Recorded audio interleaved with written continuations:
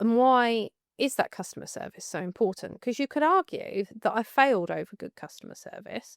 I didn't fail. I evolved. I've got my brand. I've got my reputation. And um, as I've said before, we've had our biggest month in months. So we've got that. We're getting the inquiries. We're getting the word of mouth. It's all working, which is absolutely amazing.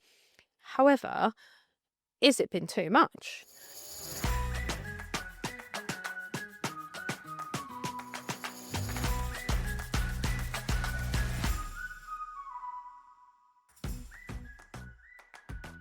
Hi, and welcome to the Breakout Business Podcast, the small business podcast for small businesses.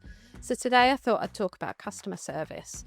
We, as you might know, if you follow us on social media at all, up until December the 31st of 2024, we had a high street location, and it's how Breakout started. So we were on the high street in Long Melford in Suffolk for 4 years. We opened a co-working space and a business sports centre. And we had to unfortunately close the doors because footfall was too high. And I did a reel about this the other day, and it's a weird one when people say, why did you close your business? And we're not closed, we're still working remotely.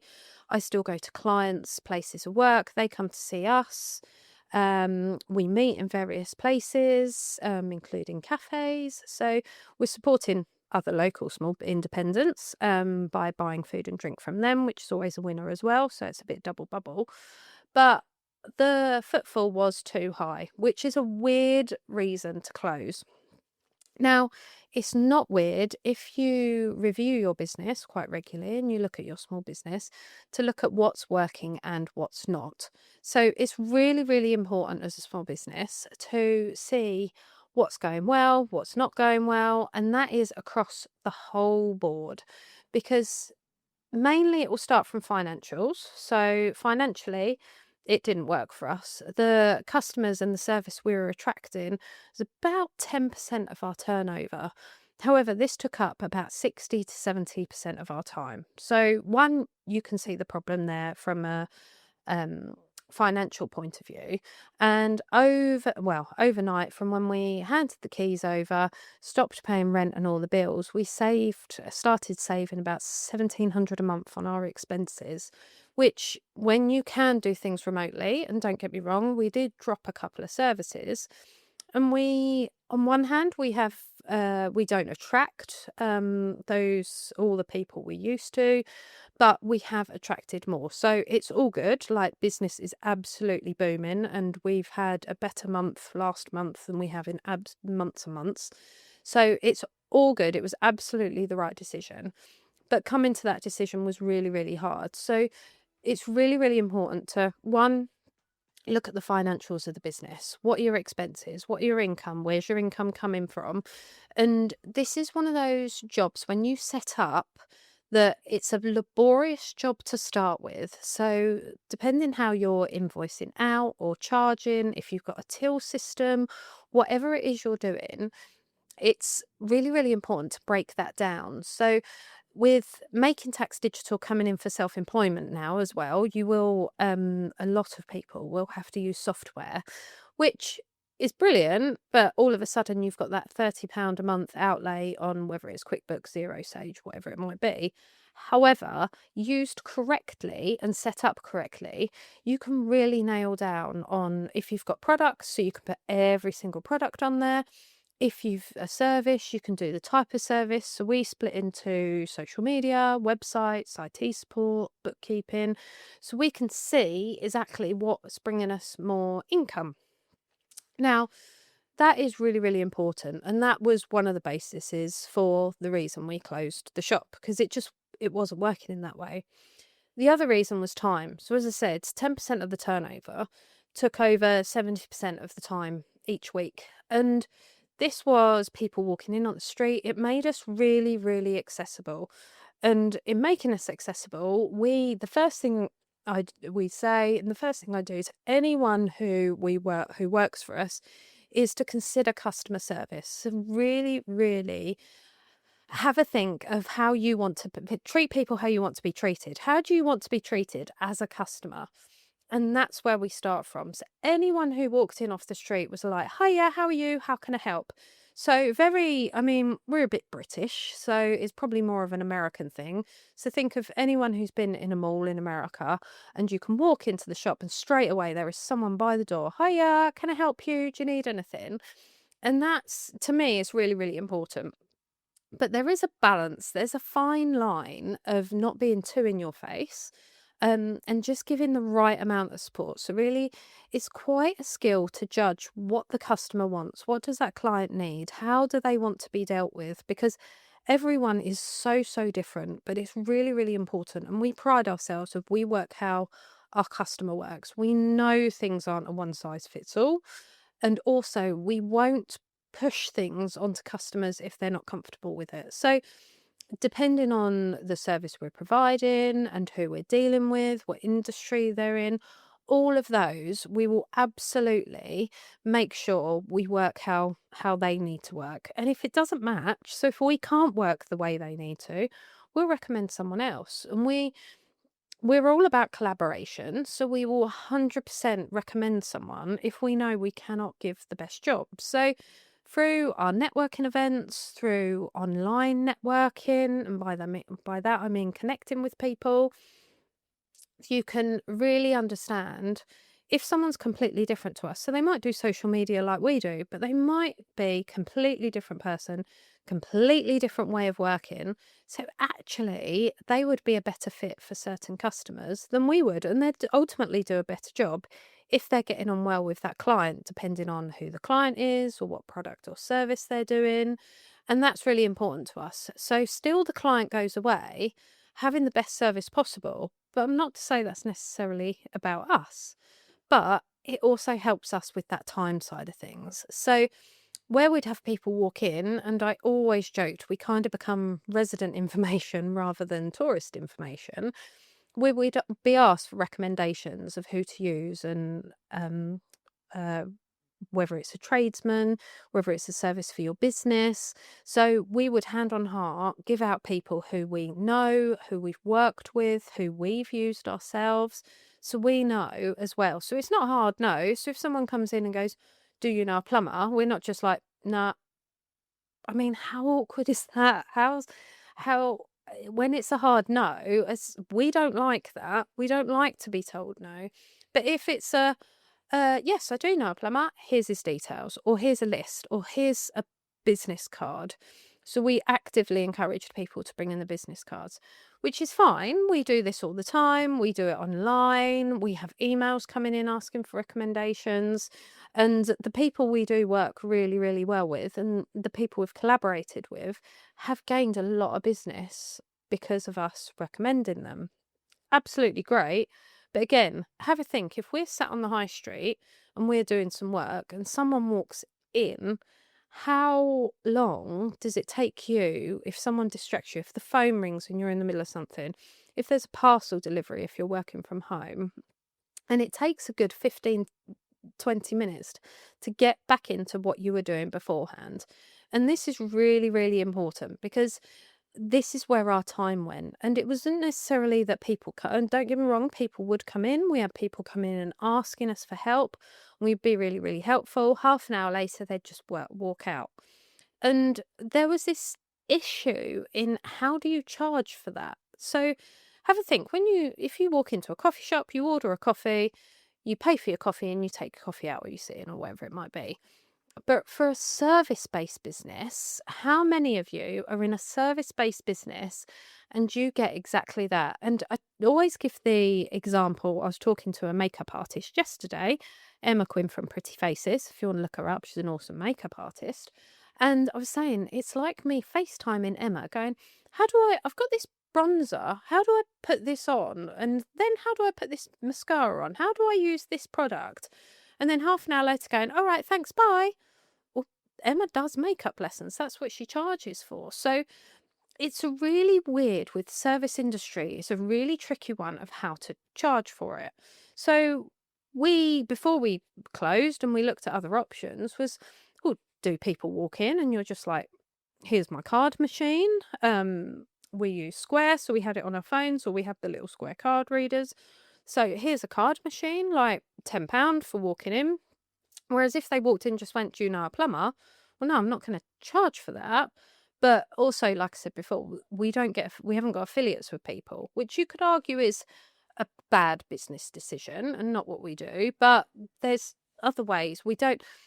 A lot of our clients know where their business comes from and they work with us. So this isn't just, no, I don't get a kickback, but we work with each other in some way. Or when I need something, they're more than happy to help me. It's all in that networking and collaborating with different people.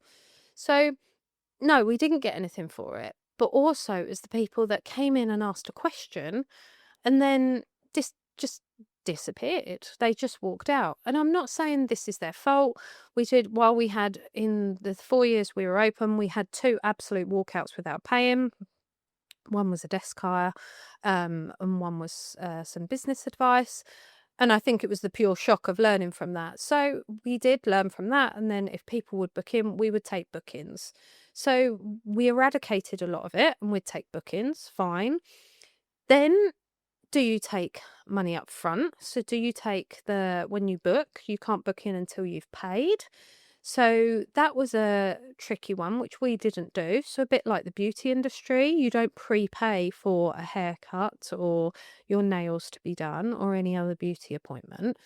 But I have spoken to beauticians who are like, well, should we do that? Because their cancellation policies is 24 hours. So if you cancel within 2 hours, they can't fill that spot. They can't get someone in, so they've ultimately lost that hour, 2 hours, however long the treatment is. And it's the same for us. And whilst we had other work we could be doing, that's not okay. That's not the right thing to do.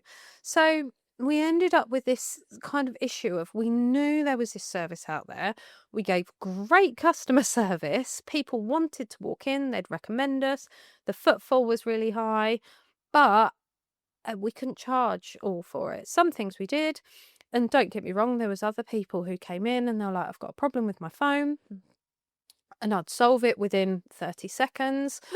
Oh my word, that's amazing. That's been winding me up for hours, days, really frustrated. I didn't know it was that simple. What do I owe you? And this is another really, really important thing to any small business owner.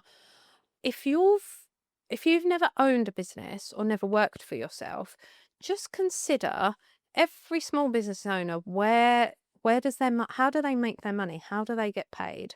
Because it's no one's fault, but when you're employed, you receive a monthly salary, a weekly or monthly, however often you get paid.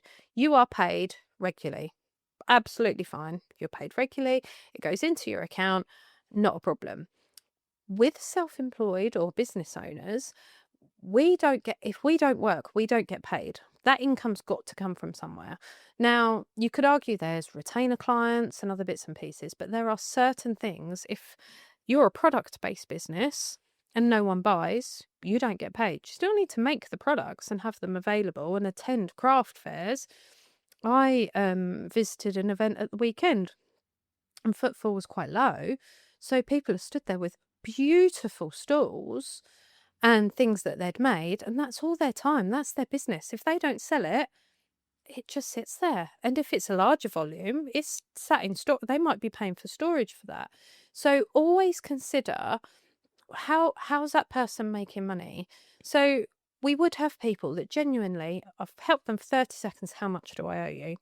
And one way I built up my business, which is exactly the right thing to do because footfall went up. It's like, do you know what? You don't owe me anything. Thanks for offering. However, tell 3 people today how helpful I was. And that's how we ultimately grew it. It was that customer service of, I mean, how do you charge for 30 seconds? Now, I've been called a bad business owner before because I've tried to fix something for a client, didn't fix it. Someone else fixed it for him. And he was like, how much do I owe you? I went, do you know what? I didn't fix it because I didn't want that bitter taste in their mouth of, well, she charged me for that, but what did she actually do? Well, yes, it took me time. And a lot of business coaches will go, well, you should charge for that. You should lay it out on the line. And you can You can do that. You can put contracts in. There's all kinds of different ways you can run that business, but that wasn't how I run my business, and it's not what I was comfortable with. So that's ultimately how we then lost a lot of time because the footfall was coming in. That then had a knock on effect because we would sit there. We've always got work to do. We always had work, and we still do more than enough work. We've always getting word of mouth recommendations. We're always getting new websites, social media clients. There's always a lot to do, which is absolutely brilliant. But with the shop and people walking in, and you remember me saying that 20 minutes to 15, 20 minutes it will take you to get back into what you were doing. If you had several people come in on the bounce, you could lose hours. So that work you plan to do for that day does not get done. It just doesn't get done. And that's where the problem lies because ultimately you're then not doing the work you should be doing that you've planned in. So then I ended up working weekends. So for the last 4 months of that year, I worked every single weekend. So where I could argue, yes, it was a financial decision. I ultimately closed the business before we were forced to close business. I took the decision, but it was more on the fact of time. And this is where, if you give great customer service and you increase your footfall and you're known for certain things, and people will come to you and you'll get loads of people in to chat to you and ask for help, absolutely brilliant. But what about the work you need to do? What about that scheduled in work? What about those retainer clients? And that wasn't getting done, but it has to be done. So then I was getting up early, I was doing it at weekends. So that then massively encroaches on our family time. And as a small business, you have to have that drive and passion because you are on it and thinking of it and doing stuff pretty much 24/7. And especially with the age of social media now, and we've all got our phones in our hands that we can very quickly go onto social media and have a quick look. We'll have a quick look. If you've got a comment, I'll just reply to that comment. If you've got a message, I'll just reply to that message.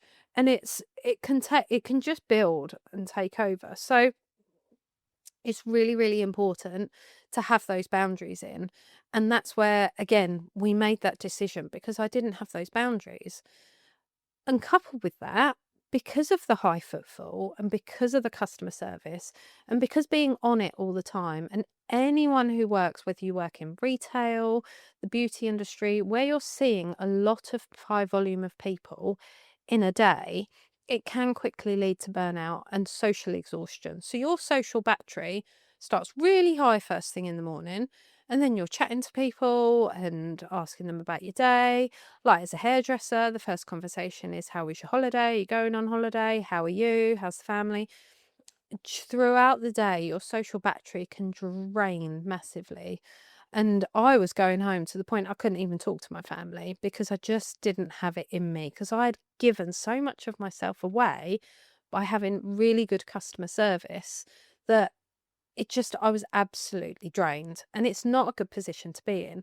So, whereas that's not financial, that's not time, that is just the whole health and well-being. And I think well-being such a buzzword nowadays that we're all talking about well-being, self-care. You can easily, I've spoken about this and my phone's just sat there, so I'm sure my algorithm will show me all the self-care stuff. And it's very, very easy as a business owner that people will quickly say to you, oh, you need to do more self-care. Yes, I do need to do more self-care, but I also need to earn money. Because remember, if I'm not working, I'm not getting paid. So, whilst you can argue retainer clients and everything else, but you still have to do the work. You still have to do something. You still have to make the product for the next event. You still have to do the service to get paid for that service. And that's really important. So, the opposite of that is then the big companies, their customer service. And why is that customer service so important? Because you could argue that I failed over good customer service. I didn't fail, I evolved, I've got my brand, I've got my reputation. And um, as I've said before, we've had our biggest month in months. So we've got that. We're getting the inquiries, we're getting the word of mouth. It's all working, which is absolutely amazing. However, is it been too much? Whereas now, because I've closed a business, I've had to deal with BT for my broadband. I've had to deal with an energy company for our electricity. And until you have to get out of stuff, or until things go wrong with big businesses, who do you contact? So you have a problem with Amazon. Who do you contact? Well, you can contact Amazon online, but there's an answer. So there's not that customer service. Some websites and some big companies don't even have an online chat or email. It's just literally, are you happy with your product or service? Yes or no. End of. That's it. Yes, fine. Leave us a review. No, okay. Could it be these options? And when it's not one of those options, what do you do? Where do you go? And that's the issue we've had recently, of just that whole experience of, yes, it's easier to buy from big companies. Yes, it's more straightforward. Yes, it's there. It's quick. As humans, we are inherently lazy. So if I can go on Amazon, click buy, brilliant. It's on my doorstep. It's what feels like within an hour, next day. So it's there. But what if it's broken? Now, if I had gone down the shop and I've got that in the village where we live, I know it's broken because I wouldn't buy it in the first place. So one, the money's not come out of my account. I haven't ordered it. It's not arrived. It's on the shelf. It's broken, so you don't buy it. Number one. The second thing, you buy it, you go and choose your product, you buy it, you get home, it's not fit for purpose. It doesn't do what it says on the tin, or it's the wrong colour, or it doesn't work, or you just don't like it. Again, if you had any experience with big companies of cancelling or returning things online, it is not easy. However, that happens with a small business and a shop and in person. We can just walk down the road the next day. Look, this is it. I want to return it. What are my options? And that any proud shopkeeper will help. So whether it's giving a credit for something else or a replacement, or depending on what the problem actually is, they might actually give a refund as well. So again, your money is straight into your account. How many times have you dealt with a big company and you go to return something and they come back, money will be in your account 10 to 14 days? Like, you what? If you've bought something huge, you might not have the money into your account to replace it, or it might be something you need. And this is where, as small businesses, we can give that service. So your money is going towards that service to make your life easier. Because yes, if you order something online, it turns up, it's perfect, no problems. You haven't had to go to shop. It saved you time. If it works, if it doesn't go wrong. And more times, things are going wrong with larger businesses. I tried to link an account to a bank account to some online software. And you get the code. So when you go into the banking app, it gives you the code. Code didn't work, and it was wrong code. It was exactly. So you end up sitting there going 1, 2, 3. Was the exact code? No, it's an issue, and you're going back to square one and back to square one. And this is a case in point of it. Then is taking your time. If it worked perfectly, yes, you have saved time. Yes, it was easier. Yes, no problems whatsoever. But the minute there is a glitch, the minute there is a problem, you end up with no one to turn to. Computer says no, and it's taking your time out of how to do it. And if you're having to deal with whether it's an online chat or trying to wait for an email back, we've all got busy lives. We've all got no time. Everyone is busy. So you don't have time to deal with that. So then ultimately you're losing time and money because, as I said, it could take 10 to 14 days for them to return the money or send a replacement. But you've then still had to deal with that. So this is where I'll die on the hill that small businesses are the absolute best. And this is why it's so important to support small businesses. Not that people supporting in the right way would have kept my shop open, because that came down to ultimately my issue, my time, my social battery wasn't a whole 100% financial decision. But where big businesses don't care, you don't get the customer service that you get from a small business. And you can notice even if it's a product, so in product quality, you do not get the customer care and product quality. You can tell straight away if a business has been bought out, if they've rejigged a product to save money, whatever it might be. You don't get that quality. And I think the quality goes hand in hand with the customer service, because if you've got a high quality product that you sell really well, people want, and if it's a small business, you don't need a customer service team. You don't need that aftercare sales. Whereas if you're a bigger business, like how many big businesses have a huge customer service team that you probably can't get hold of? I mean, they've probably cut them quite a lot, but if they've got, why have they got a huge team? Why not work on not having the problem in the first place? Whereas a small business owner will 100% work on not having that problem in the first place. They don't want to employ someone just to pick up the problems. So as the problems come in, they will refine. They'll refine their product, they'll refine their service, whatever it might be, they will refine it to avoid having any complaints. I've got several clients, they absolutely hate getting a complaint, and rightly so. Sometimes gone are the days, I mean, the customer's always right. Sometimes it's a customer error. But if it's not, they will find a way to fix it. And that's why it's so, so important if you can support small. And yes, 100%, it might be more expensive. It probably is more expensive.